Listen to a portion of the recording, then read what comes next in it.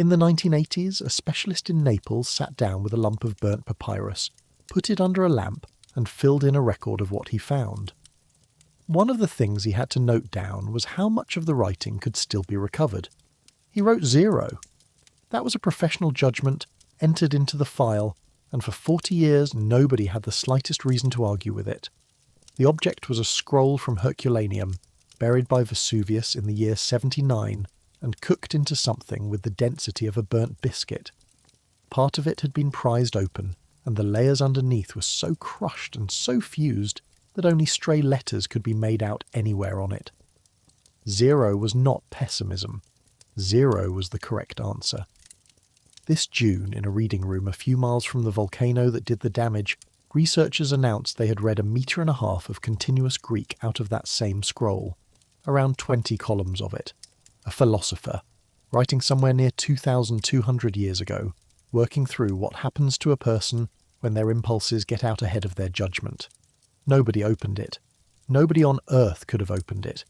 It was read by a machine trained to pick out a shadow on the surface of the carbonized fibre, a signal so faint that no human eye can see it at all. I start there because it is the least arguable thing in this entire subject. Something that could not be read was read. Set that against the ordinary case.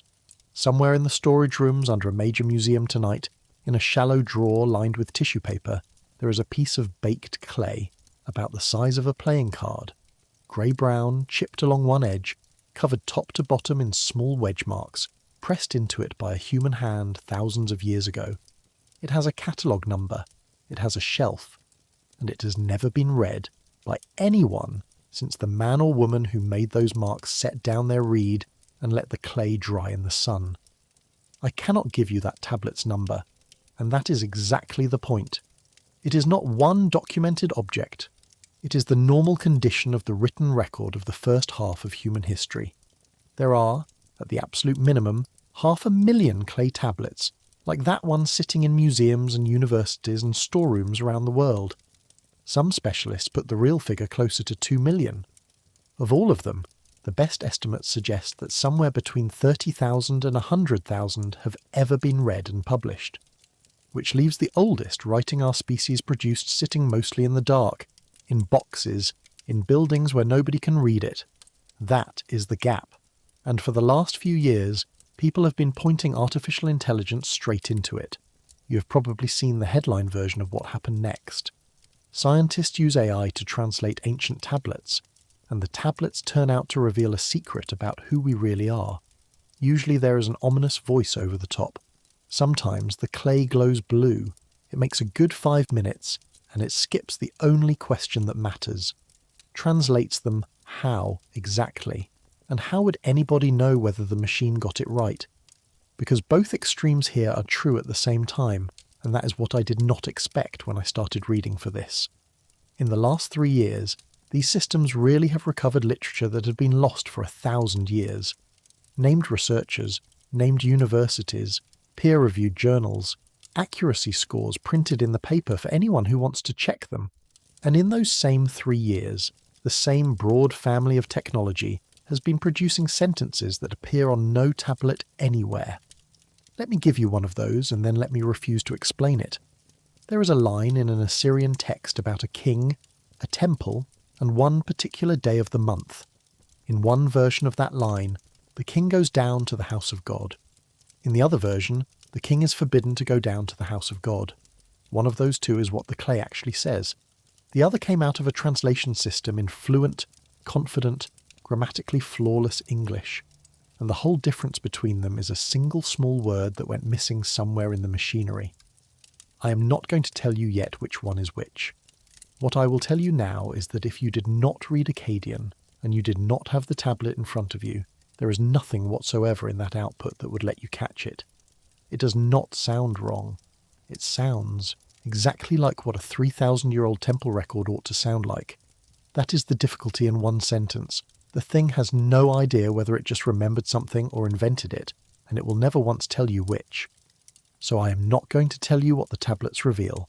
I am going to show you the actual machines, the real laboratories, the real people, the published numbers, and the documented moments where these systems got things beautifully right. next to the moments where they got things confidently and completely wrong. By the end of this, I think you will be able to tell those apart yourself in about a minute, using nothing but the audio of whatever video happens to be playing at you. And there is one more thing I have not been able to put down since I started working on this. It is the question of what is still in those boxes, not hidden from you, just unread tonight, in the dark, with a number on the lid. I will come back to it at the end because the answer only lands once you understand how the reading actually happens. So let us start with what is in there, because hardly anybody pictures it correctly, and what is actually sitting in those drawers is far stranger than any conspiracy. Chapter 1. 500,000 tablets, and nobody left to read them. Cuneiform is the oldest writing system our species is known to have invented. It shows up in southern Mesopotamia, in what is now Iraq, around 3,400 years before Christ, and the last dated documents in it come from around the year 75 of our own era. Roll that around for a second. That is a writing system with a working life of about 3,500 years. English, in anything you would recognise as English, is about 600 years old, and it was not invented for poetry, it was invented for bookkeeping.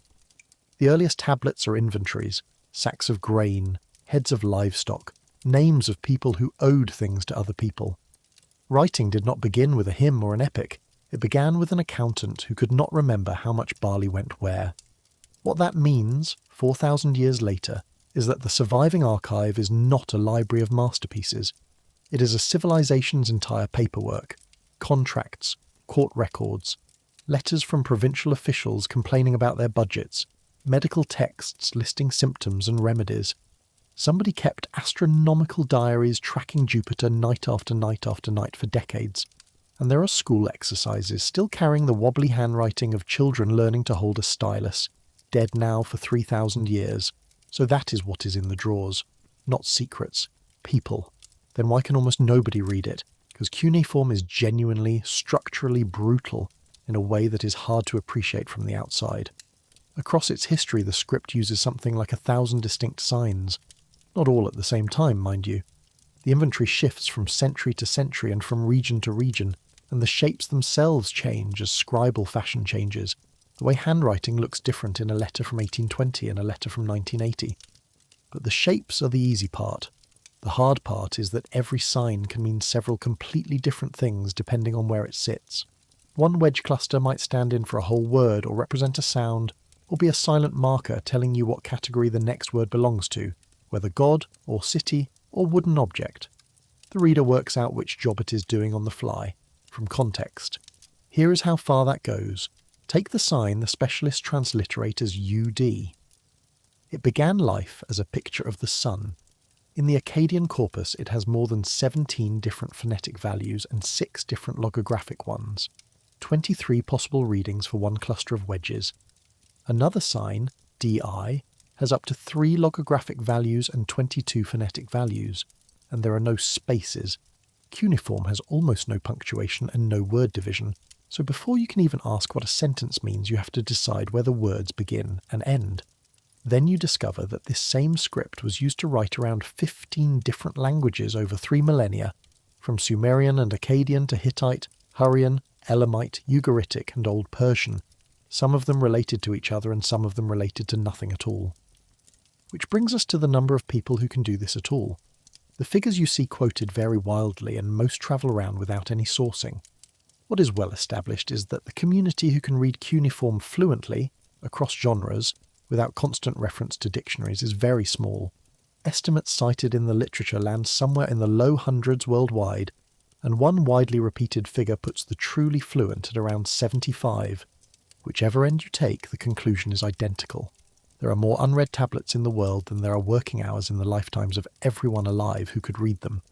That is the actual crisis, and nobody is hiding anything. It is a bottleneck, an enormous archive of human memory, sitting mostly in silence because the material piled up faster than the readers ever could. And the strange, almost beautiful thing is that this is not the first time our species has stood in front of a wall of unreadable wedges and had to figure out what to do about it. 200 years ago, the situation was worse. Not one single person on the planet could read a word of it. And the way they solved that problem tells you almost everything you need to know about how to judge what is happening today. Chapter 2. the banknote engraver and the sealed envelopes. So before we get anywhere near a neural network, we need the people who taught our species to read this stuff in the first place. Because the machines did not decipher cuneiform. Let me be blunt about that, since it is the single most common misunderstanding in this entire subject. Every one of the systems in this video was trained on translations that human beings produce by hand, painfully, over a century and a half. The machine inherited that.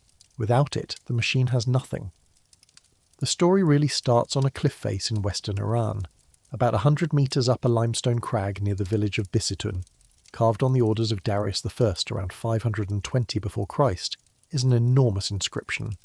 The same text, 3 times, in 3 languages. A trilingual. That is what a Rosetta Stone actually is, and this was the Rosetta Stone of Mesopotamia, sitting 100 metres up a rock face where nobody could reach it. Which was the point. Darius wanted it seen, and did not particularly want it edited.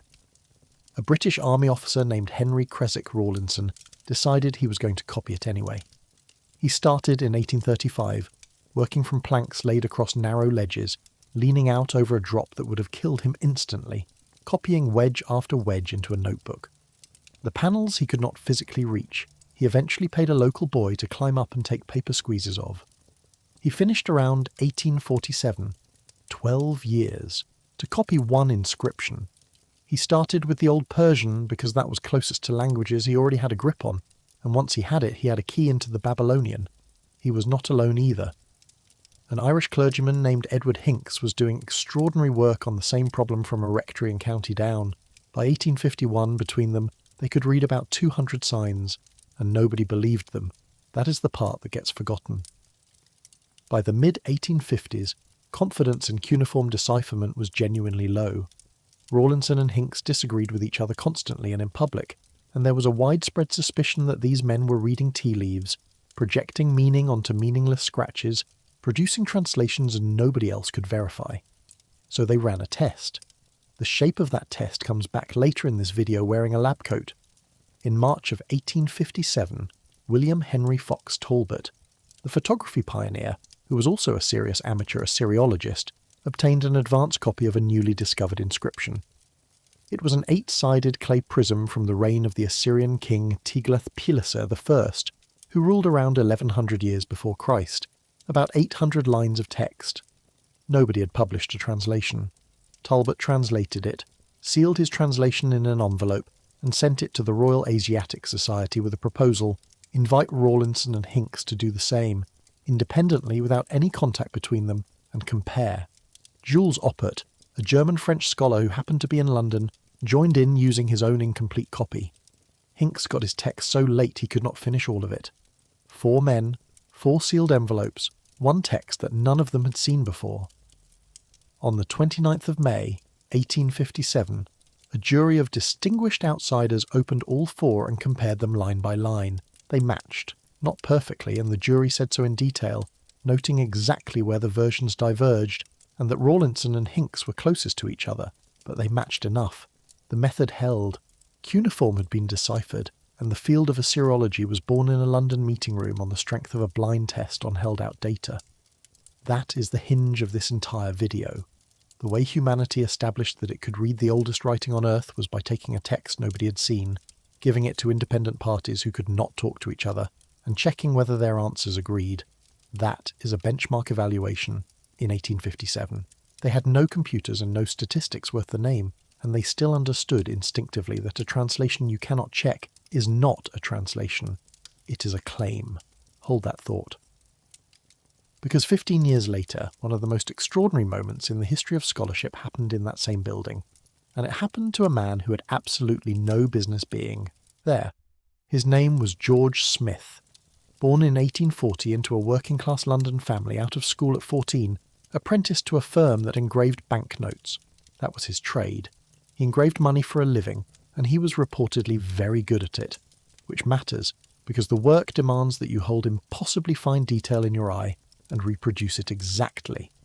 Smith spent his lunch breaks at the British Museum, staring at the Assyrian tablets shipped back from Nineveh, and taught himself the script, on his own, in his lunch hour. In 1866 he wrote to Rawlinson asking whether he might be allowed to look at the fragments in the back rooms, and Rawlinson was impressed enough that the museum hired the banknote engraver outright. His job title was almost too neat. He was taken on as a repairer, paid to work through a mountain of broken tablets and establish which pieces belonged with which.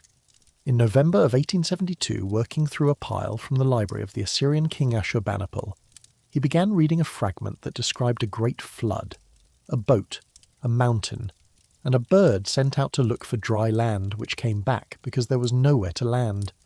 He understood immediately. This was a flood narrative in Akkadian that predated the Book of Genesis by centuries. Accounts of what happened next vary, and some have clearly been polished by retelling, but they agree on the essentials. Smith leapt up and ran about the room. There is a persistent report from people who were present that he began pulling off his clothes. Whatever exactly he did, it was the reaction of a man who has just understood that he is the first person in 2,000 years to read a particular sentence. On the 3rd of December, he presented his findings in London, with the Prime Minister, William Gladstone, sitting in the audience. The press went, in the language of the time, absolutely wild, but the tablet was incomplete. Smith reckoned 15 lines were missing, and here the story turns into something that could not happen today, because a newspaper, the Daily Telegraph, put up 1,000 guineas to fund an expedition to Nineveh to go and dig for the missing piece, not a research council. A newspaper buying an exclusive. Smith accepted. In January of 1873 he set off for Iraq, a man who spoke no Arabic, no Turkish, and no Persian, and who had barely left England in his life. On the 5th day of digging he found a fragment giving the command to build the boat and fill it. It closed the largest gap in the story, the 5th day. Out of a mound the size of a small town, in a country he did not know, he walked onto the dig, and inside, a week found the specific missing piece of the specific tablet he had come for. He went back twice more. On the last trip he fell ill with dysentery, and died at Aleppo in August of 1876, 3 days after the final entry in his journal, which lists the tablets in his trunk and asks that his papers be thrown open to all students. He was 36. None of that is sentiment.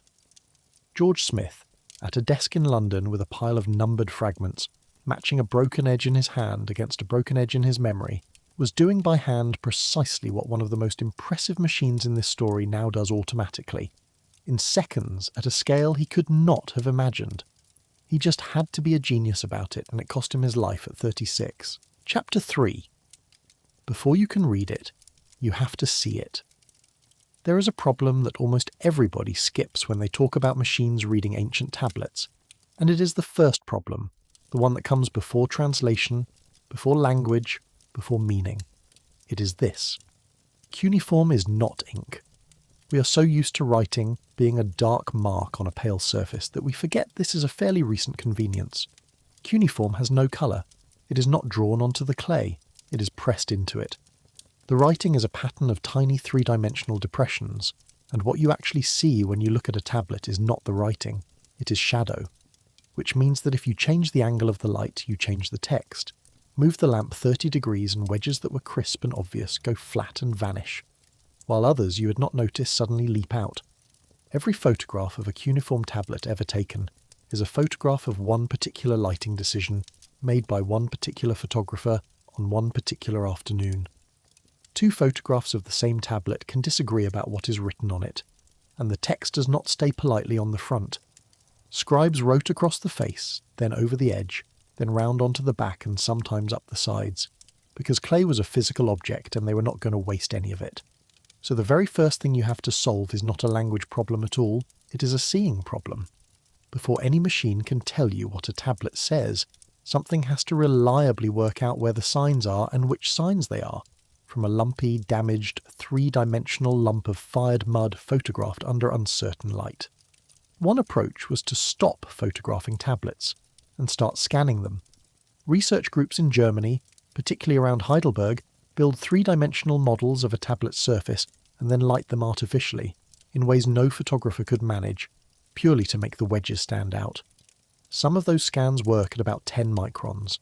That is 1/10 of the width of a human hair, across a 4,000-year-old lump of clay, so a computer can measure the curvature of every impression.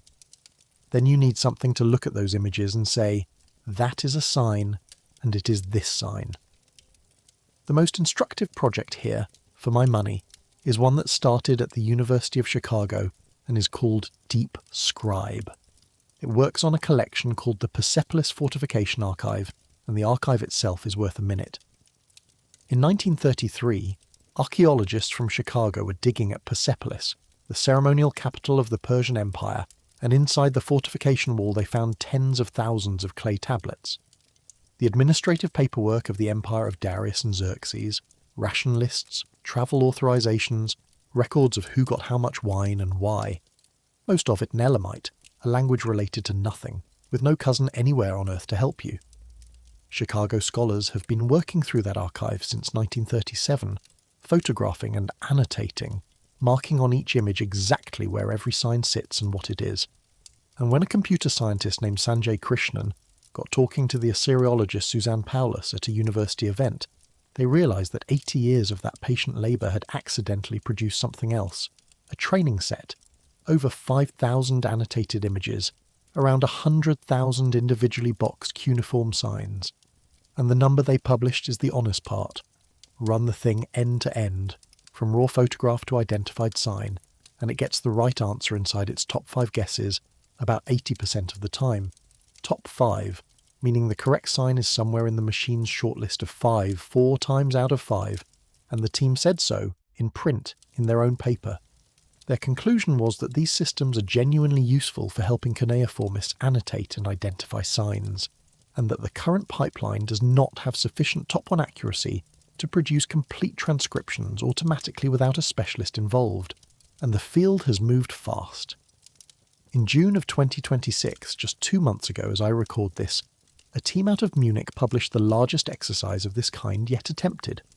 The paper is by Wentao Che, Esteban Garces Arias, Asim Niaz, Andreas Bender and Enrique Jimenez, working across the Institute of Assyriology and the Department of Statistics at LMU Munich. They took the largest annotated cuneiform, sign dataset in existence, trained a modern object detection transformer on it, improved on previous published results by somewhere between 28 and 37% depending on the metric, and then they turned it loose. They ran it across 87,668 tablet fragments. It produced nearly 2.9 million individual sign detections, and I have to give you the caveat, because the authors gave it to themselves. Their system, they write, operates without linguistic priors and remains sensitive to tablet damage and layout variability. In plain English, it does not know Akkadian, it has no idea what any of it means, and it is not reading in any sense you would recognise. What it has done is draw the most detailed map ever made of where the signs are, without being able to tell you a single thing about what they say. That distinction matters enormously. 2.9 million sign detections is not 2.9 million words of recovered history. It is an index. It is a card catalogue for a library where nobody has opened the books. One more of these does something almost eerie. In May of 2026, a German team released a system called Paleographicum, holding around 70,000 photographs and more than 5 million individual characters, and its purpose is not to read the text at all. It is to compare handwriting. Because scribes had hands, the signs were pressed rather than drawn, but individual habits survive anyway. One man puts a long tail on a particular wedge, another angles a whole cluster a few degrees off vertical every time, which means that, if the reasoning holds, a system like this can start to pick out individual people, not the kings, and not the gods either, the clerk, the specific human being who sat down one afternoon in the 12th century before Christ, and wrote this particular tablet, identifiable across the centuries by the way he made his marks, even though we will never know his name. I find that more moving than any conspiracy theory anybody has ever built out of this material. So we can see the signs, we can find them, box them, name them, and increasingly tell whose hand made them. Which leaves the question that everybody actually came here for. What happens when you try to go from signs to sentences? Chapter 4. The First Machine That Translated. Akkadian. The first serious attempt to do that was published on the 2nd of May 2023 in a journal called PNAS Nexus, which is run by Oxford University Press on behalf of the United States National Academy of Sciences. The paper is titled, with no drama whatsoever, translating Akkadian to English with neural machine translation. The authors are Guy Guthers and Shai Gordon, who share first authorship, along with Louis Syens, Omer Levy and Jonathan Berendt. Guthers and Levy and Berendt are computer scientists at Tel Aviv University. Gordon is an archaeologist who runs something called the Digital Pasts Lab at Ariel University. Syens works between Ariel and Heidelberg. The team built two systems, and the difference between them is worth understanding because it tells you how a human being actually reads a tablet. When a specialist reads cuneiform, they do not go straight from the wedges to English. There is a step in between called transliteration, where the scholar works out from context which of a sign's many possible values is operating, and writes it out in Latin letters. To an untrained eye it looks like nonsense. To a specialist it is the moment the ambiguity gets resolved. Every hard decision has already been made by then, and the translation afterwards is comparatively easy.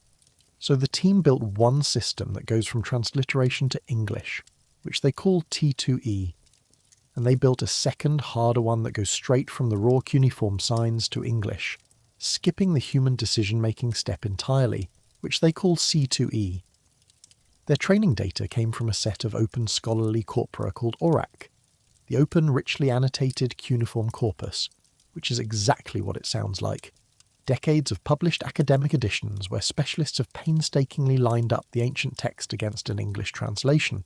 And this is where the honesty of the numbers starts. Their training set was 8,056 tablets. That is it. 8,000 tablets, cut into roughly 50,000 training sentences. Modern translation systems for living languages train on billions of sentence pairs. This is what the field calls a low-resource scenario, and Akkadian is about as low-resource as it gets. The composition matters too, and they published it. Of those 8,000 tablets, over 7,300 are Neo-Assyrian, from the first millennium before Christ. The two biggest genres are royal inscriptions at nearly 3,000 and administrative letters at just over 2,000. There are 567 astrological reports. There are exactly 11 prophecies. There is precisely one tablet in the entire training set categorized as a gift. So the machine grew up reading Assyrian government paperwork and royal propaganda. Hold on to that, because it explains almost everything about what it is good at and where it falls apart. Then came translation, and here are the headline results. They measured performance using something called BLUE, and since almost every number you will ever hear quoted about machine translation is a BLUE score, it is worth knowing what it actually measures, because it is not what most people assume. BLUE works by taking the machine's output and the human translation of the same passage, and counting how many short runs of words appear in both. Single words, then pairs, then triples, then runs of 4. It produces a number, usually on a scale to 100, that describes how much the machine's sentence resembles the human sentence. Notice what that does not do. BLUE does not know what the tablet says. It has never seen the tablet, and it could not read one if it had. Whether the translation is true is a question it is not equipped to ask. It can only tell you whether the translation looks like the one a human wrote. Those are very different questions, and the gap between them is where this entire video eventually goes. With that in mind, translating from transliteration to English, the system scored 37.47. Translating directly from raw cuneiform signs to English, it scored 36.52. As a comparison, they also ran a simpler technique called a translation memory, which basically looks up whether it has seen a similar sentence before and reuses the old answer. That baseline scored 23.51 and 27.09, respectively. So the neural system beat the lookup table by a comfortable margin on both tasks, and more interestingly, the two scores are almost identical to each other, which the authors found genuinely surprising. They had expected that skipping the transliteration step would badly hurt performance, because the machine would have to resolve all that sign ambiguity by itself. It barely mattered. The system going straight from the wedges did nearly as well as the one handed a human's pre-digested reading. Genre mattered even more. The more formulaic the text, the better the machine did. Administrative records and omen literature, where the same phrases repeat endlessly with small variations, produced the best translations, and the least formulaic material produced the worst. Then there is the finding that I cannot stop turning over, because the authors admit they were not looking for it and did not expect it. Whether or not the translation was any good, The machine reliably reproduced the style of the genre. Give it a royal inscription, and out comes something that sounds like a royal inscription. Give it an omen, and it produces the cadence of an omen. The ritual conditional phrasing. The divinatory register, even when the content is wrong. That is a considerable thing for a machine to be capable of. This system can produce a passage that sounds exactly like a 3,000-year-old Assyrian royal proclamation, with the right rhythm and the right vocabulary and the right ceremonial weight, while telling you something that is not on the tablet at all.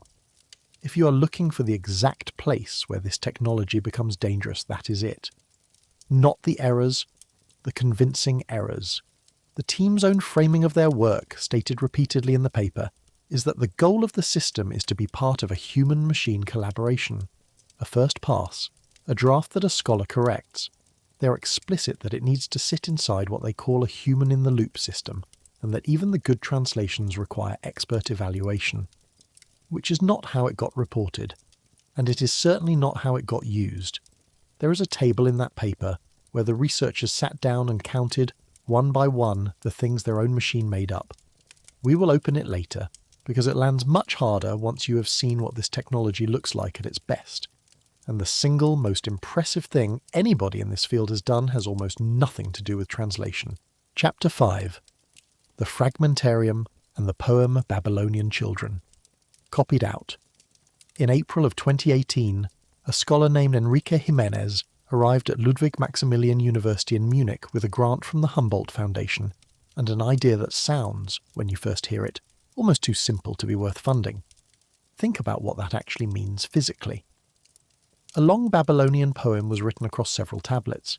Each of those tablets broke, at some point in the last 3,000 years, into anywhere from 2 to 50 pieces. Those pieces were excavated at different times, sometimes decades apart, by different expeditions, and shipped to different museums in different countries, where they were given different catalogue numbers and put in different drawers. So a single poem might now exist as 40 fragments scattered across London, Berlin, Baghdad, Philadelphia, and Istanbul. And nobody knows they belong together, because nobody has ever seen all 40 of them in the same room. Finding two pieces that fit is called a join, and a join is the most satisfying thing in the entire discipline. When you match two fragments, a broken sentence completes itself. Words that had been half a word for 3 millennia become whole. Sometimes a join tells you the name of an author. Sometimes it tells you the ending of a story. Historically, the way you found a join was the way George Smith found one. You held the entire corpus in your head, and one day, looking at a fragment in Berlin, you remembered the shape of a broken edge you had seen in London 11 years earlier, and you got on a train. That is not a system. That is a lifetime of luck. In roughly a century and a half of professional Assyriology, working that way, scholars are generally reckoned to have found somewhere in the region of 5,000 joins. Jimenez's idea was to stop relying on memory. He and his team began digitizing everything. Every surviving cuneiform fragment they could get access to, from every collection that would let them in, photographed and transliterated, and put into a single searchable database. They worked with the British Museum in London, and importantly with the Iraq Museum in Baghdad. They called the database the Fragmentarium. Then they built the algorithm. And here is the crucial thing about it. It is not a translation system. It does not try to understand anything. It is a string alignment algorithm, fine-tuned for the peculiarities of cuneiform, and its entire job is to look at the sequence of signs on fragment A and ask whether that sequence overlaps with the sequence on fragment B, or continues it, or duplicates it. It is a pattern matcher. It is doing what George Smith did with his memory, except it holds every fragment simultaneously, never gets tired, and never forgets. The results were immediate and slightly absurd. Jimenez laid out the accounting himself in a public article in 2023, and I will give it to you in his terms. If the 150 years of Assyriology before the project turned up around 5,000 cuneiform pieces that could be joined to already known pieces, then 5 years of the EBL project added roughly another 1,500 to the tally, plus several thousand more that could be placed but not directly joined. Set those numbers next to each other. Around 5,000 joins in 150 years of human scholarship. Around 1,500 more in 5 years from one project using a matching algorithm that a computer science undergraduate could describe to you in an afternoon, and it started finding things that specialists had looked at and walked past. The team's own published notes described the algorithm turning up matches that had, in their phrasing, escaped the attention of humans. One of those was a fragment belonging to the latest datable manuscript of the Epic of Gilgamesh, a copy written around 130 years before Christ. Gilgamesh is the oldest substantial work of literature our species has, a poem about a king who is frightened of dying, who loses the one person he loves, and who goes to the edge of the world looking for a way out of death and does not find one. It was already ancient when Homer was alive, and for most of the last 2,000 years it did not exist at all, because everyone who could read it had died and the tablets were buried. It has been reassembled piece by piece ever since. Today, thanks in large part to this kind of work, something like 2/3 of the epic has been recovered, which also means 1/3 of the oldest story in the world is still missing, and pieces of it are almost certainly sitting in drawers right now, in numbered boxes, waiting for someone or something to notice them. But the discovery I actually want to tell you about is not Gilgamesh. It is smaller and stranger and, to me, far more affecting. In 2025, Jimenez and an Iraqi colleague, Anmar Fadil of the University of Baghdad, published a paper in the journal Iraq, which is the journal of the British Institute for the Study of Iraq. The paper concerns tablets from the Sippar library.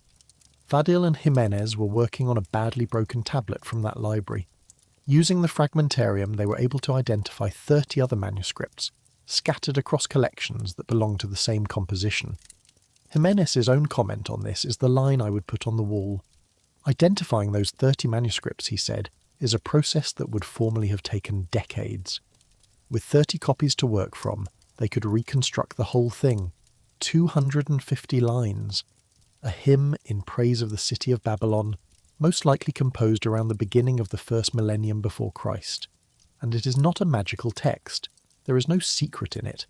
It is a poem about a city, by somebody who loved that city, and it describes things Mesopotamian literature almost never describes. It talks about the Euphrates, the river that made the place possible. There is a passage on the arrival of spring, the meadows filling with herbs and flowers, and Jimenez points out that this is genuinely unusual, because surviving Mesopotamian literature is remarkably sparing about the natural world. The women of Babylon get a section of their own, their roles as priestesses and the duties that came with them, and here the scholars were astonished because no previously known text described any of that. And the citizens are praised, of all things, for treating foreigners with respect. And there is one more detail, which is the one I have not been able to shake. Because so many copies of this hymn survive, and because of the kinds of tablets they are on, the researchers concluded that this was a school text. Babylonian children copied it out as a writing exercise. For something like 500 years, generation after generation of children in Mesopotamia took a fresh tablet of damp clay and copied out this poem about how beautiful their city was in spring. And we lost it. Completely. A poem that thousands of children knew by heart, that was so ordinary and so widespread that nobody thought to preserve it specially, vanished so thoroughly that no scholar in the modern era had any idea it existed. Jimenez said as much. It is unusual that a text so popular in its day was unknown to us. That is what this technology actually recovered. Not a warning from the gods, a children's copying exercise about the smell of the meadows in April 4,000 years ago in a city that is now a ruin south of Baghdad. If somebody tells you the tablets are hiding something, I would gently suggest that they are not hiding anything. They are just quiet. And what they are quietly saying when you get them to speak is that people were people. That is the Munich story. And at almost exactly the same time, on a completely different continent, working on a completely different script, another group was producing something that this whole subject badly needed. A hard number for what happens when you put a human and a machine in the same room. Chapter 6. Ithaca and the most important number in this subject. In March of 2022, the journal Nature published a paper called Restoring and Attributing Ancient Texts Using Deep Neural Networks. The lead author is Yanis Asael, a computer scientist at DeepMind in London. The second author is Thea Sommerschild, an ancient historian. The work was a collaboration between DeepMind, Ca' Foscari University of Venice, the University of Oxford, and the Athens University of Economics and Business. They named the system Ithaca after the island Odysseus spent 10 years trying to get back to, which tells you something about the sense of humour of people who work on this stuff. Ithaca works on ancient Greek inscriptions which are badly undersold. An inscription is text carved into stone or metal, a decree, a tax record, a gravestone. What makes them precious is that they were never copied. Almost everything else we have from Greece and Rome survived because a monk copied a copy of a copy 1,000 years on, and every one of those copyists could introduce errors or quietly improve things.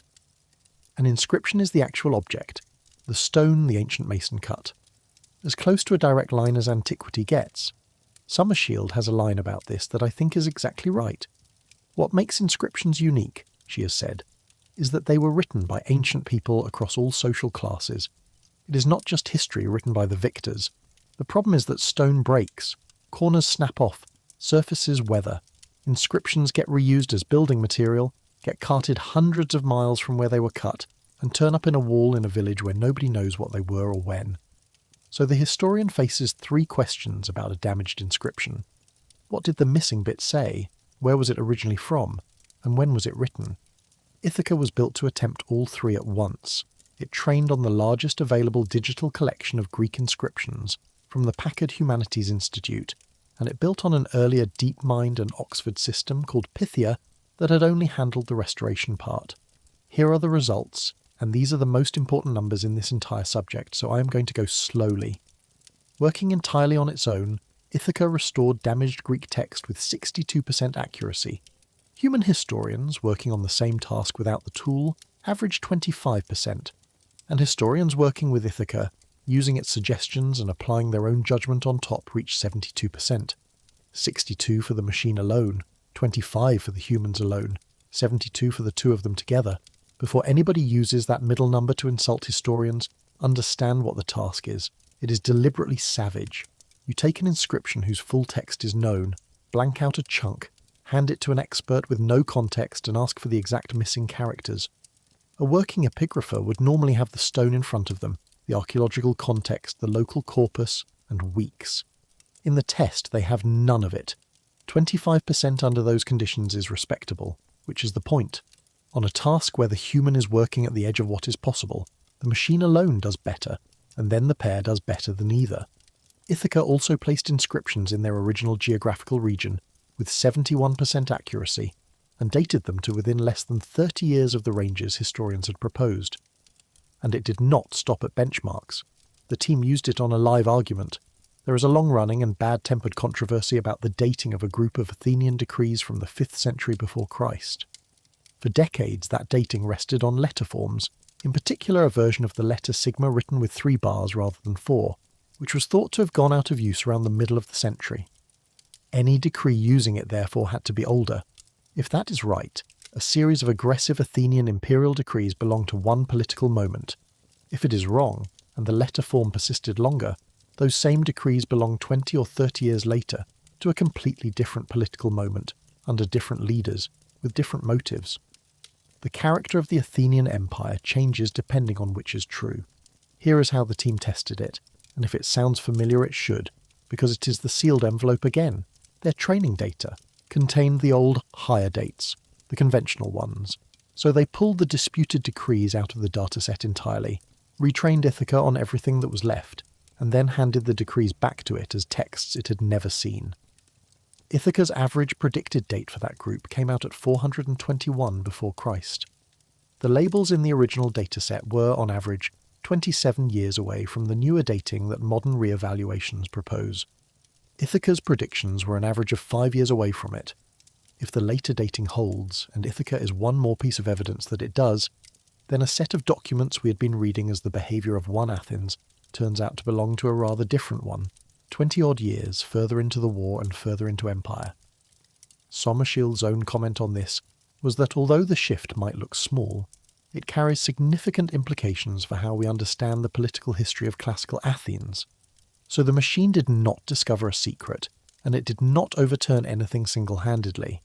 It weighed in, quantitatively, on an argument specialists were already having, and it came down on one side. That is what genuine assistance looks like. It is undramatic. It is also, I would argue, more valuable than a revelation, because it is the kind of thing you can actually build on. Chapter 7. Aeneas against the deeds of the divine Augustus.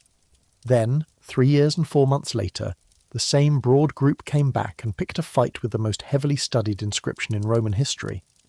The paper appeared in Nature in July of 2025. The system is called Aeneas, after the Trojan refugee who wanders the Mediterranean looking for a home, which is a pointed joke about displaced inscriptions. Summer Shield again, now at Nottingham, this time with Alison Cooley, an epigraphy specialist at Warwick. Aeneas does for Latin what Ithaca did for Greek, on a much larger scale, more than 176,000 inscriptions, some 16 million characters, spanning 14 centuries. And there is a statistic in that paper which I had not appreciated at all before I read it. Around 1,500 new Latin inscriptions are discovered every single year. Every year! 1,500 more first-hand documents from the Roman world come out of the ground, and the number of people qualified to place them in context does not grow. The interesting design decision in Aeneas is that it does not primarily try to guess missing letters out of thin air. It retrieves parallels. A parallel is another inscription that resembles the one in front of you, in wording, or formula, or origin. Finding them is the daily labour of the discipline, because Roman inscriptions are relentlessly formulaic. Find 20 using the same formula, and you can make a strong argument about the shape of the gap in yours. Doing that by hand means holding hundreds of texts in your head and searching through published volumes. Aeneas does it in seconds, and then reasons from the parallels it found. 2 numbers are worth having. On dating, Aeneas lands within about 13 years of the established range, against roughly 31 years for unaided specialists on the same material, and on filling a gap of up to 10 missing characters, it gets there about 73% of the time, though I should be careful with that one, because it is a top 20 figure. The correct restoration appears somewhere in a ranked list of 20 candidates, useful to hand a historian, not the same claim as getting it right first time. 23 historians then tested it, and reported the parallels it retrieved were a useful starting point in 90% of cases, and the study found exactly the pattern Ithaca found. The best results came when historians worked alongside the model rather than relying on either alone. Then they set it the hardest possible test, the res gestae divi Augusti, the deeds of the divine Augustus.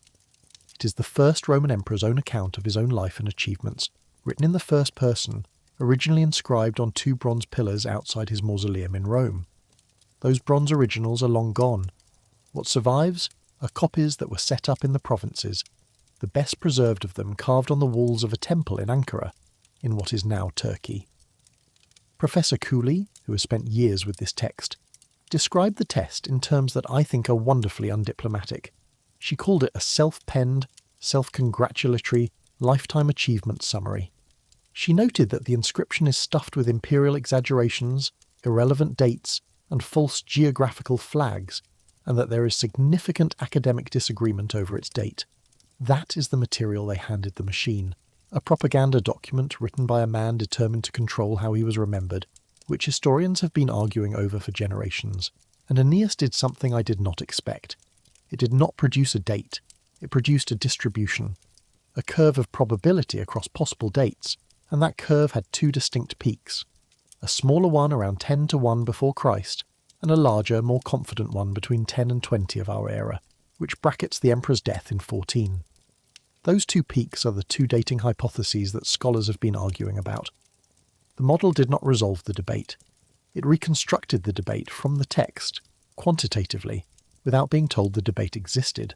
It found the evidence for both positions and reported the tension between them instead of papering over it. Assail's description of this in the press was that it is a new way of modelling historical uncertainty. It also turned up something the historians had not noted before: subtle language parallels between the emperors, memoir and Roman legal documents. So across 2 languages, 2 teams and 2 peer-reviewed papers, in the most scrutinised science journal on Earth, you get the same conclusion twice. The machine alone is good, and so is the specialist alone. The 2 of them working together, each checking the other, measurably beat both. That is not a slogan. That is a result with numbers attached, and you can go and read it yourself. And here is the part that matters most to me, and it is the reason I trust this work rather than merely enjoying it. The Aeneas team told on themselves, In the paper, they state a limitation that they were under no obligation to volunteer. Their restoration results were obtained by taking inscriptions that were already fully known, deliberately blanking out sections and checking whether the model filled them back in correctly. Artificial damage, not real damage. Real damage does not politely remove 10 consecutive characters. Real damage is a corner sheared off in an earthquake, a face scraped smooth by 15 centuries of rain, a name chiselled out on purpose by a successor who wanted the previous owner forgotten. Nobody has yet shown at scale that the tool performs the same way on gaps like those, and the outside world noticed. Kathleen Coleman, a classicist at Harvard, pointed out that it is not yet clear how useful this will prove in a working historian's daily routine, and raised the sharpest question of the lot. The res gestae is among the most studied inscriptions in the discipline. How will the tool fare on the obscure, badly photographed material that makes up the bulk of the job? That could easily sound like a takedown. It is not. It is the sound of a functioning discipline. A research team published the exact boundary of what their evidence supports. An outside specialist questioned the practical value in public, and both statements are now part of the permanent record attached to the tool.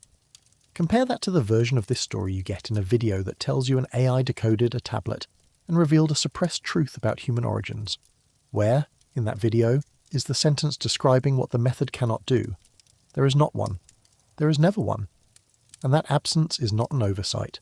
Chapter 8. The library nobody could open. Everything so far involves reading things that were merely unread. There is one case where the phrase in the title of this video is literally, precisely, unarguably true, where something was not merely unread but unreadable by anyone, ever, under any circumstances, and then it was read. On the 24th of August in the year 79, or possibly in the autumn of that year, the date is disputed, Mount Vesuvius erupted. Everybody knows about Pompeii. Fewer people think about the town on the other side of the mountain. Herculaneum was smaller and considerably richer. Pompeii was buried in ash and pumice that fell from above. Herculaneum was hit by something different and worse, a series of pyroclastic surges, avalanches of superheated gas and volcanic debris moving faster than a car and hot enough to carbonize organic material almost instantly. The town was buried under something like 20 metres of the stuff, which then set like concrete. That is why Herculaneum was found so late, and it is also why Herculaneum preserved things Pompeii did not. Wooden furniture survived there, doors, roof beams, food. Herculaneum was found by accident in 1709, when a man digging a well struck ancient marble and turned out to have hit the seating of the buried Roman theatre. Bourbon tunnelling followed, less archaeology than treasure hunting. Then in the spring of 1750, well diggers near the royal palace at Portici struck a patterned marble floor, and what emerged over the following years was an enormous luxury villa. It is now called the Villa of the Papyri, and it is generally believed to have belonged to Lucius Calpurnius Piso Caesoninus, who happened to be the father-in-law of Julius Caesar. Inside one of the rooms, the tunnellers found what looked like lumps of charcoal, hundreds of them, neatly stacked on shelves. They were books. The counts you see vary depending on whether you are counting whole rolls or catalogued pieces, and the figure most often quoted is around 1,785 papyrus scrolls, carbonized by the volcanic surge into black, brittle fused cylinders. It is the only large library from classical antiquity that has ever been found intact. Everything else we have from the ancient Greek and Roman world survived by transmission. Somebody copied it, then somebody copied that, across 1,000 years, and whatever nobody happened to copy is simply gone.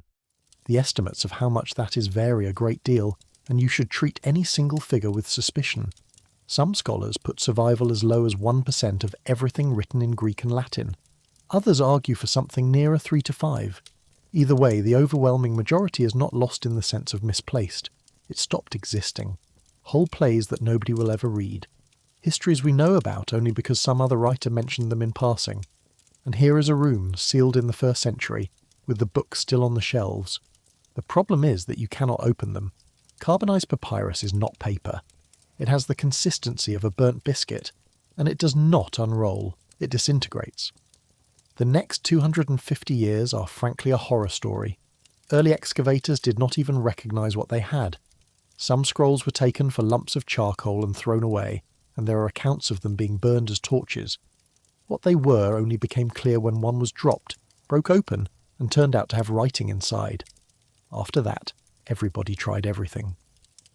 A museum curator sliced scrolls lengthwise with a knife and scraped out the layers, which produced some readable text and ruined the object. An Italian prince submerged several in mercury, hoping the liquid metal would float the layers apart. It destroyed them. There was rosewater. There was a foul-smelling gas. Then, in 1753, a priest and scholar named Antonio Piaggio was brought down from the Vatican Library, where he looked after ancient manuscripts, and he built a machine. It attached silk threads to the edge of the outer layer and drew it back by degrees, using a screw mechanism onto a strip of prepared animal membrane. The speed is the detail that tells you what kind of work this was. Piaggio's machine peeled a scroll apart at something like 1/10 of an inch a day. By the standards of everything before it, a triumph. Hundreds of papyri were opened that way. It also came at a price that is easy to miss, because to reach the better preserved interior, the hard outer layers were routinely cut away. Which means nobody alive has ever read the opening sentence of a Herculaneum text. Only the first sentence that happened to survive. Every attempt to read them destroyed them, and so the ones that remained were locked away because at some point the responsible thing to do was stop. Chapter 9, Virtual Unwrapping and the First Word Out of the Dark, which is where an American computer scientist comes in. Brent Seals is a professor at the University of Kentucky. He has spent decades on a problem he calls virtual unwrapping, and the idea behind it is elegant enough to describe in one breath. Instead of physically opening a rolled object, you scan it with X-rays, computationally trace the surface of the rolled sheet through the three-dimensional scan, and then digitally flatten that surface out. The mathematics are ferocious. You're following a single sheet less than 1/10 of a millimetre thick, wound on itself dozens of times, crushed and in places fused to the layer beside it, and you can never once jump from one layer to its neighbour. Do that, and your recovered page becomes a nonsense hybrid of two different parts of the book. Seals proved it could work in 2016, not on Herculaneum, but on a badly charred Hebrew scroll from Engedi, on the western shore of the Dead Sea. It was a black lump. His team scanned it, virtually unwrapped it, and read it. Leviticus. The oldest copy of a Pentateuch book ever found in a Torah ark, and no human hand ever touched the writing. But Herculaneum was harder, for a reason that sounds almost like a bad joke. The Engedi scroll was written in ink containing metal, which shows up brilliantly on an X-ray scan. The Herculaneum scribes wrote in carbon-based ink. Carbon ink on carbonized papyrus. Carbon writing on carbon inside carbon. To an X-ray scanner, the letters and the page they sit on are made of almost exactly the same stuff and are almost exactly the same density. There is almost nothing there to see. Seals's insight, the one that cracked it, was that there might be something to see after all. Not a difference in density, but a minute change in the surface of the papyrus where the ink had sat. A ghost of the letter rather than the letter itself. Far too subtle for a human eye, possibly not for a machine trained to look for it. In 2023, Seals joined with two technology investors, Nat Friedman and Daniel Gross, and did something unusual. Instead of keeping the data and working on it quietly for another decade, they released it. High-resolution, three-dimensional X-ray scans of intact scrolls, plus open-source software, and a prize fund of $1 million. They called it the Vesuvius Challenge, and they invited the entire internet to try. In October of 2023, a university student in Nebraska named Luke Farrater, working on the release scans in his spare time, trained a model to hunt for that faint textural ghost, and he found a word, not a letter, a whole word, inside a sealed scroll that no one had opened. The word was porphyras. Porphyras, it means purple. Out of everything that could have been the first word read from a sealed ancient library in 2,000 years, the machine came back with the colour of imperial cloth. Purple was the most expensive dye in the Roman world. It was the colour of rank, the colour a senator wore on his toga, the colour you were legally restricted from wearing if you were not entitled to it. By February of 2024, Farrater with Yosef Nader and Julian Schilliger had taken the $700,000 grand prize, recovering more than 2,000 characters across 15 columns. About 5% of one scroll, enough to read a philosophical argument about pleasure, food, and music, which closes with the author throwing shade at rivals who, he says, have nothing useful to say about pleasure at all. The authorship is inferred rather than signed, since the text carries no name. Then it accelerated. In May of 2025 came a first, a scroll known as PHERC 172, housed at the Bodleian Libraries in Oxford, had been scanned at Diamond Light Source, Britain's national synchrotron facility, and unusually the ink showed up more clearly on this one. 2 graduate students at the University of Würzburg, Marcel Roth and Misha Nowak, along with a Vesuvius Challenge researcher named Sean Johnson, independently found the same thing deep in the folds, the title, written by the same scribe who copied the text, Philodemus on Vices, the title of a book, recovered from inside a sealed carbonized scroll without opening it. That had never been done. Roth and Nowak were awarded a $60,000 prize for it. Then came June of 2026. 2 months ago. At the National Library in Naples, with Vesuvius visible through the windows, the Vesuvius Challenge team announced the largest recovery of ancient texts since people first started cutting these scrolls apart in the 18th century. The centrepiece is a scroll called PHERC 1667, roughly 1.5 metres of continuous text across about 20 columns, virtually unwrapped and readable. Federica Nicoladi, a papyrologist at Naples, leads the specialists who read what comes out of these scans. This is the scroll I began with. Part of it was physically opened in the 1980s, and the overlapping layers obscured the writing so badly that only isolated letters could be made out. Hence the readability score of 0, written into the record and standing there, unchallenged and entirely reasonable for 40 years. 0. A professional judgment entered into a record that this object contained no recoverable information, and now, in her words, scholars can follow sustained arguments across multiple columns. The physical object is pitiful, about 8 centimetres high, 2 across. Records from 1782 describe it as compressed but largely intact, with more than twice the diameter it has now. Everything between those two descriptions is damage we did to it ourselves, trying to read it. The handwriting and the internal references suggest a date in the 2nd century before Christ, possibly even the late 3rd, which would make it one of the oldest scrolls in the collection, which in turn means it is probably not Philodemus, who dominates the rest of the library. It might be Epicurus himself. It might be someone else entirely. The content appears to be a philosophical treatise about ethics and human behaviour, and the vocabulary points somewhere unexpected. It discusses horme, impulse, the drive to act that humans share with animals, and warns about what happens when impulse runs to excess and reason fails to check it. Then there is phronesis, practical wisdom, the capacity to tell what is genuinely good from what merely looks it. Those are Stoic concepts, in a library that is almost entirely Epicurean, which is the rival school. Nicoladi is careful about this, and her caution is worth more than the exciting part. If this text had been found in Egypt or anywhere else, she said, it would probably have been classified straight away as Stoic, and the fact that it comes from an almost entirely Epicurean collection makes the team more cautious about drawing conclusions. But if it is Stoic, there is a name in the frame, and the reasoning behind that name is more interesting than the name itself.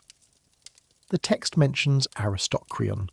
Aristocreon was the nephew and pupil of Chrysippus, the 3rd head of the Stoic school, and one of the most important thinkers in the history of that philosophy, a man who reportedly wrote more than 700 books. So you have a treatise using Stoic vocabulary, dated by handwriting to roughly the right century, that happens to name a man from Chrysippus's immediate household. Put those 3 things together, and Chrysippus becomes a reasonable candidate for authorship. Nicoladi's team says as much, and they use exactly that register. He might point in that direction, not that he wrote it.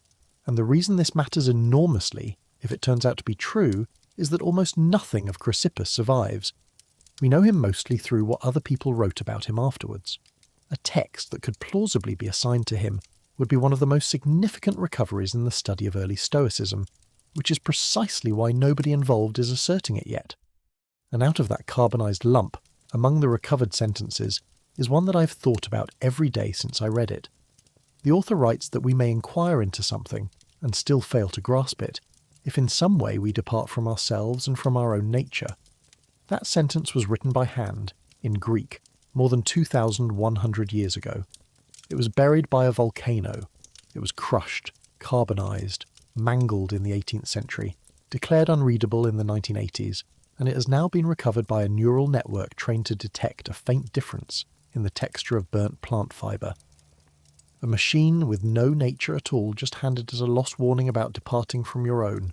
The machinery behind this explains why nobody could have done it in 1985. The scans were made at particle accelerators in Oxfordshire and in Grenoble, machines that whip electrons to near-light speed around a ring to produce X-ray beams finer and steadier than any laboratory can manage. The Grenoble source alone cost €150 million, put up by 21 nations. Scans of a single one of these scrolls can run to 300 terabytes. 300 terabytes of a burnt lump of plant matter about the size of a soup can, to read 20 columns of Greek. That is the actual exchange rate on recovering the ancient world. It is not a secret being released. It is an enormous, expensive, international, decades-long grind, and the fact that it worked at all is one of the genuinely great achievements of our era, and hardly anybody knows it happened. Seals said something at the Naples announcement that I think is the most important sentence in this whole video, and it is not about technology at all. He said the work is no longer just about imaging or machine learning, and that what they need now are experts who can read, edit, and understand what these texts are saying. The machines have caught up with the readers. The bottleneck has moved. More than 600 Herculaneum scrolls remain unopened, and there is now a new $1 million prize on the table for the first person or team who can read an entire scroll within a year. Chapter 10. Castor Oil and the Redating of the Dead Sea Scrolls. There is one more thing these systems have been doing that gets almost no attention, and it does not recover a single new word. It moves old ones in time. The Dead Sea Scrolls were found between 1946 and 1956 in caves near Qumran, and there has always been a quiet embarrassment sitting underneath the scholarship on them. Almost none of them are dated. Historians dated them by paleography, judging a manuscript's age from its handwriting. That needs anchors, securely dated manuscripts to calibrate against, and for Hebrew and Aramaic in this period there were almost none. So scholars built a sequence of letter forms, then dated manuscripts by where they fell in it, and the sequence itself had been built out of assumptions about which manuscripts were older. Circular, in other words. Radiocarbon should solve that. Except that the earlier radiocarbon results were contaminated, and the story of how is almost too good. In the 1950s, the scholars who first handled the scrolls applied castor oil to them, because it made faded text more legible. Reasonable at the time. It's also a modern substance, full of modern carbon, and it's soaked into the parchment, which means that when scrolls were dated later, the oil dragged the results toward the present. For decades, the scrolls looked younger than they are. Popovich's team, publishing in June of 2025, went back and did it properly. 30 manuscripts cleaned and redated. Most came back older than assumed. Only 2 came back younger. Then they built a model trained on the handwriting of the scrolls whose radiocarbon dates were now secure. They called it Enoch. It learned microscopic features of character shape, the angle of a stroke, the exact geometry of how a letter turns, and predicted dates with an average error of about 30 years. Then they turned it loose on 135 undated scrolls. When paleographers reviewed the output, they judged 79% of Enoch's estimates realistic, which means a fifth of them were rejected. The authors say so in the abstract in the first place anybody would look. Take a manuscript catalogued as 4, Q114, a copy of the Book of Daniel. Paleographers had put it around 165 before Christ. Enoch's estimate came out as a range running from 230 to 160. So what does that change? Not the contents. Nobody found a new sentence. What moves is when. If a manuscript was copied 50 years earlier than we thought, the ideas in it were circulating 50 years earlier than we thought, and in some cases the new dating puts a copy inside the lifetime of the generation that produced it rather than a generation later. That reshapes arguments about when Jewish religious movements formed, in the centuries that produced both later Judaism and early Christianity. An AI moved a date. It did not reveal a secret. And moving a date carefully, with a stated error bar and a published disagreement rate, changes more real history than 1,000 videos about hidden knowledge. By this point, something may have started running underneath all of this, and it has nothing to do with clay or papyrus. Not one of these teams has simply told you that their tool works. Every one of them has published how often it fails, in the same breath, in the same paper, usually in the abstract where nobody could miss it. That is a strange way to sell something. It is a very good way to build something. Which raises the obvious question that almost nobody asks. What happens when the machine is wrong? What does being wrong actually look like? It is time to open that table. Chapter 11, where the machine starts to dream. Back to the Tel Aviv and Arial paper, and the thing in it that I promised you an hour ago. After the researchers had their blow scores, they did something that a lot of machine learning papers do not bother with. They sat down with a domain expert and went through the output by hand, sentence by sentence, and classified every single translation into categories. They defined 3. A proper translation, meaning the model produced something a scholar could actually use as a starting point, fluent in English and equivalent to the source. An improper translation, meaning the output was unusable, neither fluent nor equivalent. And a third category, which is the one we care about, hallucination. Their definition: the model has produced a meaningful translation in the target language, but that meaning is inadequate to the source. Meaningful, fluent, grammatical, English that reads perfectly well, and wrong, and they published the counts. Their hardest test ran 50 sentences drawn from published expert editions across the 5 best represented genres. The transliteration system produced 16 proper translations, 22 improper ones, and 12 cases of hallucination. The system working straight from the raw cuneiform did about the same, except with more invention. 14 proper, 22 improper, 18 hallucinating. So on that test, roughly 1 output in 3 was directly usable. Getting on for half was obviously broken, which is fine, because obviously broken is safe. You can see it, you throw it away, and roughly 1 in 4 was fluent and confident and untethered from the tablet. That is the dangerous third, not the garbage.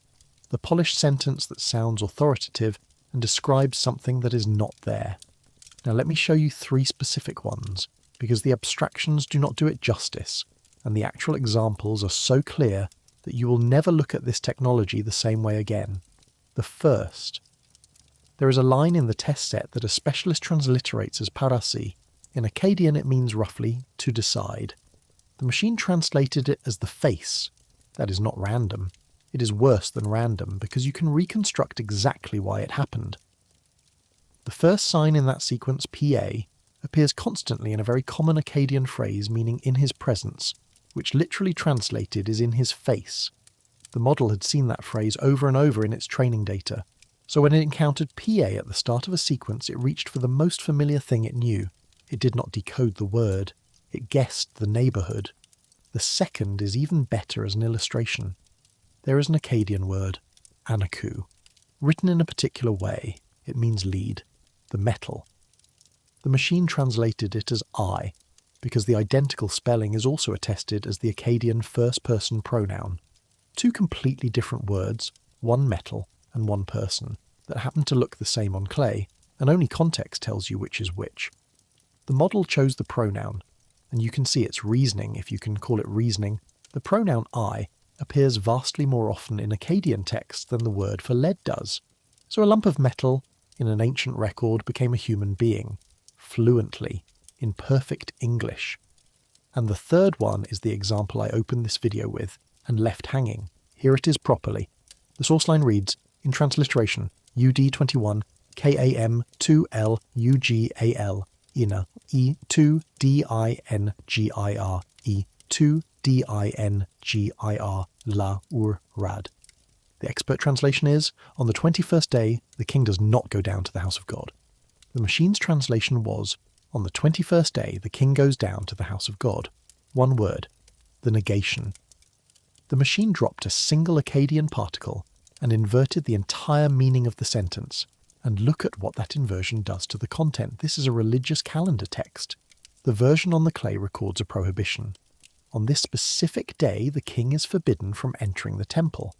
The version the machine produced records an instruction. On this specific day, the king performs a temple visit. Those are opposite descriptions of Assyrian royal ritual. Both of them are perfectly grammatical English. Both of them sound exactly like what an ancient calendar text ought to sound like.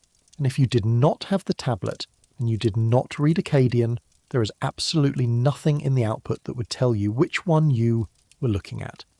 The researchers, to their enormous credit, printed that example in their own paper and drew the correct conclusion from it. Even proper machine translations need to be evaluated by experts.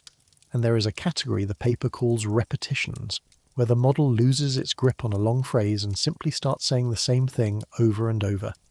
That one, at least, is easy to spot. Which brings me to the most important pattern in the whole business, and it is a pattern about genre. The machine's performance is not evenly distributed. It is excellent on formulaic material. Administrative records, legal transactions with standard clauses, omens, which follow a rigid if-this then-that structure, royal inscriptions, which were the largest chunk of its training data and which use the same boastful formulas across centuries, and it is worst on fragmentary literary and mythological texts. In their own 5-text trial, the researchers included a badly preserved literary passage, possibly from the Epic of Error, and noted that even an expert finds that one hard to decipher. On it, the machine failed so completely that it did not even reproduce the style of the genre. Everywhere else it could at least sound right. On the hardest, most fragmentary, most poetic material, it could not manage that. That pattern is worth more to you than any single fact in this video. The genre where this technology performs worst is myth. Broken, poetic, mythological text is precisely where the training data is thinnest, the language is least formulaic, the ambiguity is highest, and the damage is worst. And myth is exactly, precisely, 100% of what the internet wants translated. Nobody makes a viral video about a machine-translated receipt for 40 sheep. The demand is entirely concentrated on creation stories, gods, kings who came down from the sky, the beginning of the world, which means the maximum hype zone and the minimum reliability zone are the same zone. The place where people most want a confident answer is the place where the machine is least able to give one and least able to tell you it cannot. I do not want to give you only the machine side of that. Let me give you 2 humans. Guy Guthers, who built the thing, described his own system's output like this. Some translations were very good. Some were near the point where you could start from it, but would have to make it more accurate by hand. And some were total hallucinations. That is the man who wrote it, in an interview, unprompted, using the word total. And Nathan Wasserman, an Assyriologist at the Hebrew University of Jerusalem whose specialism is exactly the hardest material, the hymns and prayers on the worst preserved tablets, gave the wisest response anybody has given to this. We live after ChatGPT, he said, so saying it will not work would make him look foolish. Of course it will work. He did not land from the moon yesterday. And then the caveat. For deeper and less formulaic texts, this is still very far from being useful. That is a scholar refusing to be either a cheerleader or a reactionary, and it is the correct position. The technology is real, and it is early, and it is at its worst exactly where the excitement is loudest. Chapter 12. How do you know the number is real? Every number I have quoted so far comes from a test, and a test only means something if the machine has never seen the answers. That is the entire logic of the 1857 experiment with the sealed envelopes. You hold back the answer. If the examinee has already seen the answer, the test measures nothing at all except memory. In machine learning, you handle that by splitting your data. Train on most of it, hold back a slice the model never sees, then score it on the held back part. And the catch, when you work with ancient languages, is subtle and almost impossible to avoid. Ancient corpora are formulaic. Not somewhat. Enormously. Egyptian tomb inscriptions repeat the same offering formula thousands of times, and Assyrian royal inscriptions repeat the same boasts, verbatim, across reigns. So when you take your corpus and split it randomly, identical sentences end up on both sides of the wall. The exact sentence you are testing on is already in the training data, because that sentence appears in 40 different documents. The model is not translating, it is remembering, and the score goes through the roof. In May of 2026, 3 researchers published a paper on exactly this. They looked at a recent well-regarded study on translating Egyptian hieroglyphs into German, which had reported a blue score of 61.5. For an ancient language, that is an astonishing number. They tried to reproduce it using the released model. They got 37.0. So they went looking for the gap, and what they found is that a third of the answers in the test set appeared word for word in the training data already. On a looser measure, half of them did. Half the exam had been on the syllabus. They then measured it directly. On the contaminated samples, the model scored in the 80s, on clean ones in the 30s. And this next part is a model of how to criticise well. The authors call it a methodological challenge rather than anyone's oversight. They are not accusing anybody. They are describing a trap the material sets for everyone who works on it, and they released a cleaned test set so future work has a fair baseline. And they say, in print, that Latin, Greek and Akkadian corpora share the same property of formulaic repetition, and that those benchmarks should be examined in the same way, including, by name, the Akkadian work we spent so long on. So what do I do with that? I do not throw out the Akkadian result. Nobody has audited it yet, and until somebody does, I do not know which way it would move. What I do is hold the number a little more loosely, and notice something about the field that I find genuinely reassuring. Somebody checked. Somebody took a published, celebrated result, could not reproduce it, dug into why, found the reason, published the correction, and released the tools for others to check further. Nobody was disgraced. The number moved. That is the machinery working exactly as designed. That is the actual difference between science and confidence has no part in it. What matters is whether a mechanism exists by which the claim can be taken away from the person who made it. Chapter 13. The scripts that are still winning. Which brings us to the scripts that have beaten everybody, machines included, and to a question I've been dodging that you may have been shouting at the screen.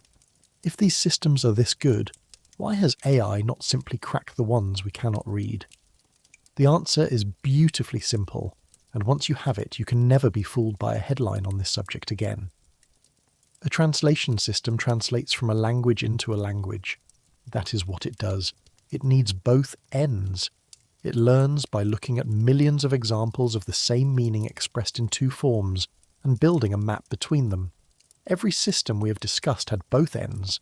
The Akkadian model had cuneiform on one side and English on the other, because human scholars had already spent a century producing those English translations. Ithaca had Greek, a language we know extremely well. Aeneas had Latin. An undeciphered script has only one end. There is no second language to point the arrow at. There is nothing to map onto. The machine can count, cluster, and find patterns until the heat death of the universe, and it will never conjure a meaning out of a corpus that contains no meaning it can anchor to. Every decipherment in history has needed an anchor. Cuneiform had Behiston, where Darius helpfully carved the same text 3 times. Egyptian hieroglyphs had the Rosetta Stone. Linear B had a different kind of anchor, and its story is the best evidence we have for both the promise and the limits of the computational approach. Linear B is a Bronze Age script from Crete and mainland Greece, and for 50 years after it was found, nobody could read it. An American classicist named Alice Kober spent 2 decades on it, working at her dining table at night, filling 180,000 hand-cut index cards that she filed in empty cigarette cartons. Out of that, she built grids showing which signs shared vowels and which shared consonants, without knowing the value of a single one. She died in 1950, 2 years short of the breakthrough. Michael Ventris built on her grids. He was an architect who had never been to university, and in 1952, a few weeks short of his 30th birthday, he made the leap that nobody expected, because it was the one thing everybody had ruled out. He guessed that the language behind Linear B was Greek. Early, unfamiliar Greek, written in a script badly suited to it. Several centuries earlier than anyone believed Greek had been written down. He was right. And the anchor that let him prove it was place names. Cretan town names, whose sound values he could partly predict, which appeared where you would expect them on the tablets. Then in 2019, 3 researchers, Jiaming Luo and Regina Barzilay at MIT and Yuan Cao at Google, published a paper on automatic decipherment using a technique they framed as a minimum cost flow problem. They tested it on Ugaritic and then on Linear B, and reported that their system correctly translated 67.3% of Linear B cognates into their Greek equivalents. On a cleaner version of the corpus, it reached 84.7%. That got reported widely as artificial intelligence deciphering a lost language. It is not that, and the criticism is worth understanding because it is a masterclass in reading a claim carefully. Linear B was already deciphered in 1952 by a human. The researchers aligned a lexicon of Linear B words against a cleaned-up lexicon of known Greek names. They knew the answer. Testing whether a method recovers a known answer is a perfectly legitimate exercise, and it tells you something real. But it does not show the method could have found that answer without knowing where it was going. The leap, the one that made anybody suspect Linear B was Greek at all, came from somewhere else. It came from Ventris, which brings us to Linear A, the older script from the Minoan civilization on Crete, in use from roughly 1800 to 1450 before Christ, when the Mycenaean Greeks took over the island and adapted the signs into Linear B. Linear A has neither anchor. There is no bilingual, and no surviving relative anybody has been able to identify. The language behind it is an orphan, related to nothing anyone has managed to identify, and the corpus is tiny. The standard digital collection catalogues something like 1,427 documents, carrying somewhere between 7,300 and 7,400 signs in total. For comparison, Linear B survives in around 6,000 inscriptions, and specialists consider even that a small corpus by the standards of a successful decipherment. Somebody made the observation that the entire surviving Linear corpus fits on a single computer screen at a readable font size. Every hopeful decipherment of Linear A for the last century has broken on that fact, and the reason is a statistical point that applies well beyond Crete. With a corpus that small, you can find supporting examples for almost any hypothesis. Propose that Linear A is language X. Allow yourself enough freedom in assigning sound values, and words that look like language X will duly appear. There are simply not enough counterexamples available to knock you down, which is exactly the situation we are in as of this summer. In June of 2026, a self-taught AI engineer named Tom DiMino announced that he had deciphered Linear A. His claim deserves to be laid out properly, and so do the objections. Then you can decide. His account is that on the 22nd of May, 2026, he was looking at what appears to be a prayer formula inscribed at Minoan sanctuary sites. In that formula, every word except one was already known from Linear B equivalents. He guessed that the unknown word derived from a Semitic root, NWY, which in Hebrew, Akkadian, and related languages gives words meaning to dwell or to inhabit. He then wrote Python scripts to test that sound pattern against the two main digital archives of Linear A, which between them cover nearly the whole surviving corpus. Instead of working inscription by inscription, he could run the hypothesis against everything at once. He reports sound values for 40 uncertain signs, a lexicon of 408 words, and a 9-page draft grammar, concluding that Linear A is an extinct member of the Semitic family. That is the claim. Here is the other side. He is not the first to propose a Semitic Linear A. Cyrus Gordon argued something similar in the journal Antiquity in 1957, and it never gained acceptance. The graveyard of confident Minoan decipherments is genuinely enormous, and specialists have learned to treat new claims with what one commentator nicely called calibrated skepticism. The corpus size problem applies in full. The manuscript is 9 pages and has not been submitted to a journal. Academic review is described as in progress rather than complete. And crucially, the lexicon and the sign readings have not been independently replicated by anyone working from the same starting assumptions. None of that means he is wrong, and I want to be extremely clear about that, because the history of this exact field is full of outsiders being right. A banknote engraver read the flood tablet. An architect cracked Linear B. The professionals have a real record of being beaten by amateurs on precisely this material. What it means is that right now, in August of 2026, what exists is one researcher's documented hypothesis, not a confirmed decipherment. Those are different things, and the difference is called replication. And there is one detail about this story I think everybody should carry away from it, because it captures the whole relationship between these tools and us. It comes from a piece by an academic writing about the case, and the phrasing is exact. The AI did not have the idea. The engineer did. The insight about a Semitic root in a prayer formula came out of a human head. The software was the research assistant. It took a hypothesis a person had already formed and checked it against thousands of characters in an afternoon, work that would have taken months by hand. That is the correct picture of what this technology is. It is not an oracle. It is the fastest, most tireless, least imaginative research assistant ever built, and it will check your idea at extraordinary speed without ever once telling you your idea was bad. The other great holdout is even less tractable. The Indus script from the civilization that built Mohenjo-Daro and Harappa has been resisting since the 1920s, and the killing detail is length. The median inscription is 4 signs long. 4. You cannot do statistics on 4 signs. There is no bilingual and nobody knows what language the Indus people spoke. In January of 2025, the government of Tamil Nadu put up $1 million for anyone, scholar or amateur, who cracks it. They named the prize after Iravatham Mahadevan, who compiled the concordance of Indus inscriptions in 1977, and whose tables every algorithm ever pointed at that corpus has been reading. He never read a word of the script himself. He made it possible for the next person to try. Chapter 14. The older tradition of the invented translation.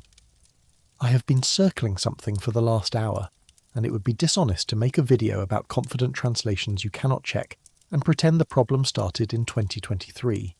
It did not. It is at least 50 years old, and the machines only made it cheap. In 1976, a writer named Zechariah Sitchin published a book called The 12th Planet.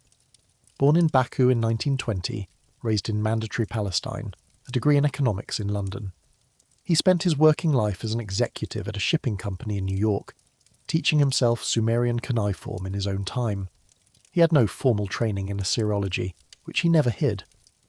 The book, and the Earth Chronicles series that followed it, sold millions of copies and were translated into more than 25 languages. You know the outline even if you have never opened one, a planet called Nibiru, beyond Pluto, on a long elliptical orbit of some 3,600 years. Its inhabitants, the Anunnaki, coming to Earth for gold. The engineering of early humans as a labour force. All of it presented as a reading of Sumerian and Akkadian sources. I'm not going to pretend I do not know what channel this is or who is watching it. A great many of you have read Sitchin. Some of you were introduced to the ancient Near East by him, which means he is the reason you know the word Sumerian at all, and I do not think that is nothing.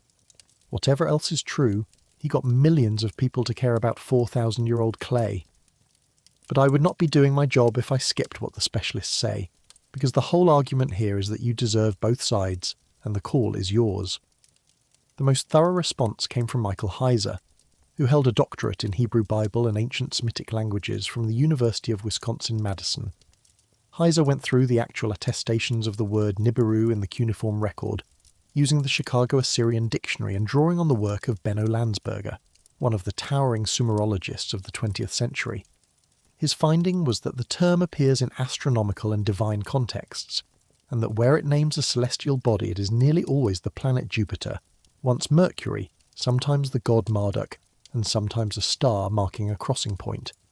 He found no text placing it beyond the known planets, and none associating it with the Anunnaki. On the word Anunnaki itself, Assyriologists render it as something closer to princely offspring, or offspring of the sky god Anu, rather than Sitchin's translation of those who from heaven to earth came. And on the cylinder seal catalogued as VA243, which is the single image most often reproduced as evidence for the extraplanet, art historians read the star and circles motif as belonging to a standard type of presentation scene found on hundreds of comparable seals from the period. Sitchin has defenders who have published detailed rebuttals to Heiser, going back to the same sources and arguing they support Sitchin better than his critics allow. That argument continues. Sitchin himself died in 2010, so he cannot answer for himself, and I think that is worth saying out loud. Here is why any of this belongs in a video about artificial intelligence, and it is not to settle the question. It is structural. Whatever you conclude about Sitchin, almost nobody in his audience of millions could read Akkadian. That is not a criticism of his readers, it is a description of the world. There were and are only a few hundred people alive capable of independently checking a translation of a Sumerian text, and almost none of them were in the reading public. So the claim arrived in a form that could not be verified by the people receiving it. It had to be taken on trust or rejected on instinct, and both of those are terrible ways to decide what is true. That gap between a confident translation and an audience with no means of checking it is the exact gap that a machine translation system can now fill at industrial scale. 50 years ago, it took a decade of work and a publishing contract to put an unverifiable translation of Mesopotamian material in front of 1 million people. Tonight it takes an afternoon. Generate the translation in seconds, the images in minutes, the narration in a voice that sounds like a thoughtful man leaning across a table, and publish before dinner. And the output will have that quality the Tel Aviv team stumbled on.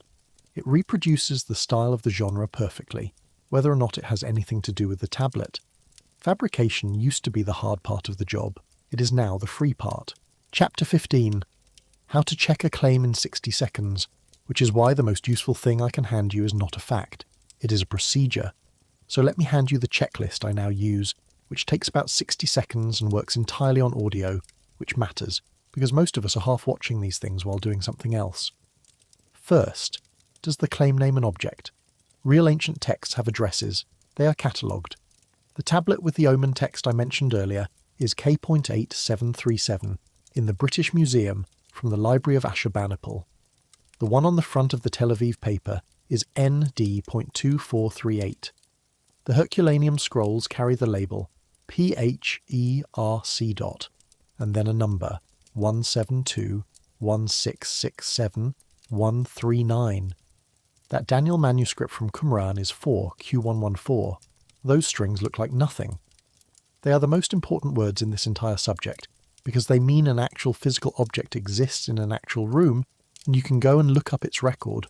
A video that tells you a tablet reveals something, and never once names the tablet, is telling you something important about itself. The second thing to listen for is a human being with an employer. Enrique Jimenez works at LMU Munich, and Anmar Fadil at the University of Baghdad. Thea Summershield is at Nottingham now, Alison Cooley at Warwick.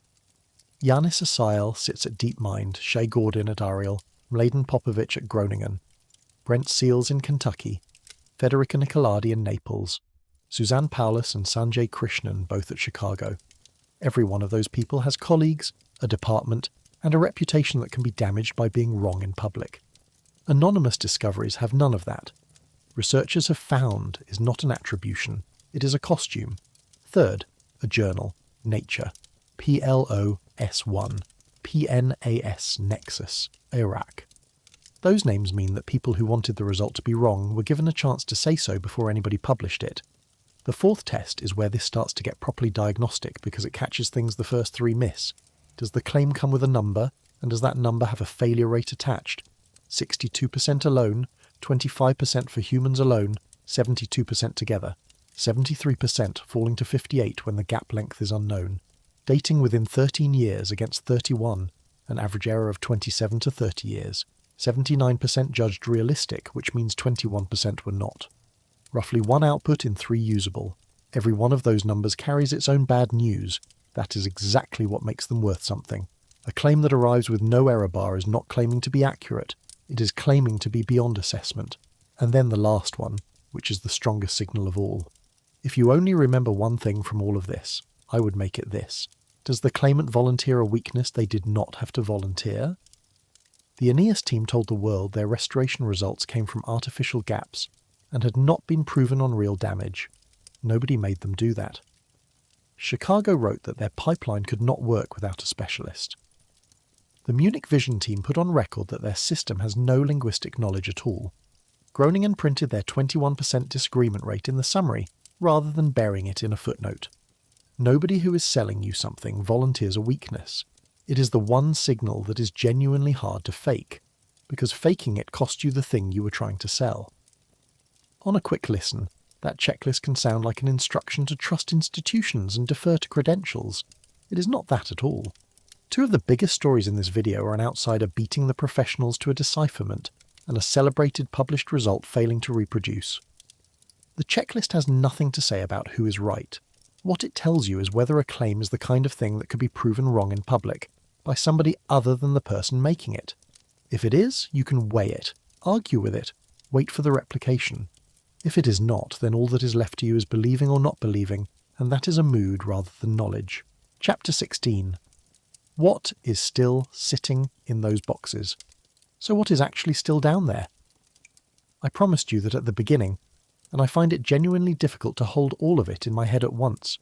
Those 600-odd Herculaneum scrolls are not undiscovered. They are unopened, catalogued in Naples and Oxford and Paris, sitting in cases, physically present in the 21st century, holding sentences from the classical world that nobody has read. And more than 3/4 of Herculaneum is still underground, with 2 modern towns sitting on top of it. Archaeologists have argued for decades that more of the villa lies down there, possibly more of the library, possibly the Latin collection a Roman household of that standing would almost certainly have kept beside the Greek one. There are, conservatively, 500,000 cuneiform tablets in the world's collections, and possibly closer to 2 million. Between 30,000 and 100,000 of them have been read and published. The rest sit in drawers. 87,000 of those fragments have now had their signs mapped by machine, producing 2.9 million detections that nobody has yet turned into sentences. Around 1,500 new Latin inscriptions come out of the ground every year, and that pace is not slowing. 135 Dead Sea Scroll manuscripts now have new dates, and a new chronology that specialists will be arguing over for the next 20 years. A third of the Epic of Gilgamesh is still missing. Linear A has not fallen, or possibly it has, and we will know in a year or two. The Indus script has not fallen and shows no sign of falling. Etruscan grammar remains obscure. Proto-Elamite is unread. Rongorongo on Easter Island is unread.